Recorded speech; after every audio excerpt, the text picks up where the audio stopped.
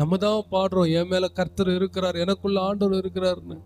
அப்புறம் எங்க இருந்து வந்துச்சு நான் தனியா இருக்கிறேன், அனாதையா இருக்கிறேன், எனக்கு யாரும் இல்லைன்ற இந்த வார்த்தைலாம் எங்க இருந்து வருது? நீங்க ஆண்டவரோடு இல்லாததுனால தான் இந்த வார்த்தை உங்களுக்குள்ள வருது. நீங்க ஆண்டவரோடு இருந்தீங்கன்னா இந்த வார்த்தை வரவே வராது. முதல்ல நீங்க செக் பண்ண வேண்டியது ஆண்டவர் இல்லை, உங்களை செக் பண்ணுங்க. நீங்க ஆண்டவரோடு இருந்தா அவர் உங்களோடு இருப்பார். நீங்க ஆண்டவரை விட்டு விலகினா, நான் ஜெபம் பண்ண மாட்டேன், பைபிள் வாசிக்க மாட்டேன், கர்த்தரை தேட மாட்டேன் அப்படின்னா ஆண்டவர் எப்படி இருப்பாரு கூட? துதிகளின் மத்தியில் வாசம் செய்கிறவர்னு போட்டிருக்கு. 2 பேர் ஒருமனப்பட்டால் அங்கு இருக்கிறேன்றார் ஆண்டவர்.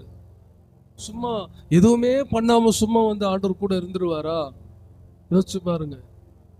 நான் எதுவுமே பண்ண மாட்டேன், சும்மாவே இருப்பேன்னா ஆண்டவர் எப்படி கூட இருப்பாரு?